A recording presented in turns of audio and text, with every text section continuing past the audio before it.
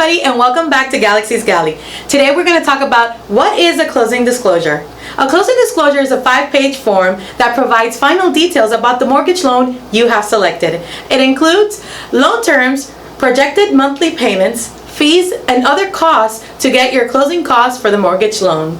The lender is required to provide you with a closing disclosure at least 3 business days before your closing.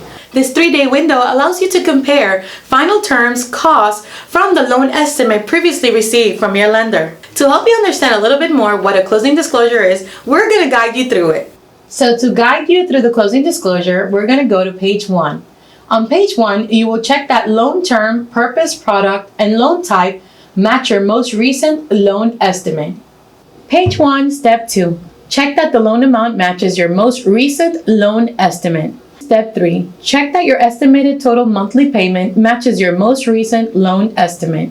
Page 1, step 4. Check that your cash to close matches your most recent loan estimate. Page 1, step 5. Check that your closing costs match your most recent loan estimate. Page 1, step 6. Check the spelling of your name. Page 1, step 7. Check to see if you have items in estimated taxes, insurance, and assessments that are not in escrow. Page 1, step 8. Check your interest rate.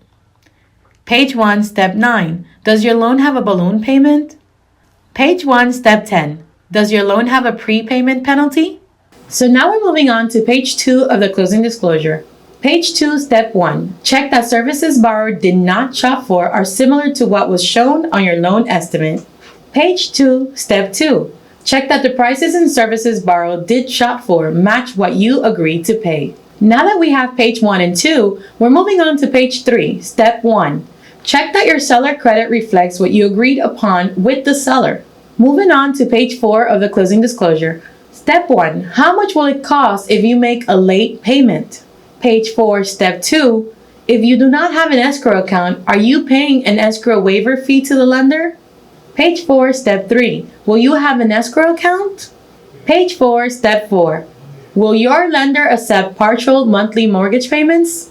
And finally, the last page of the closing disclosure. Contract details. It is important to read your note and security instrument, also known as the mortgage or deed of trust. Thank you for watching Galaxy's Galley. Don't forget to tune in next week, and also do not forget to subscribe.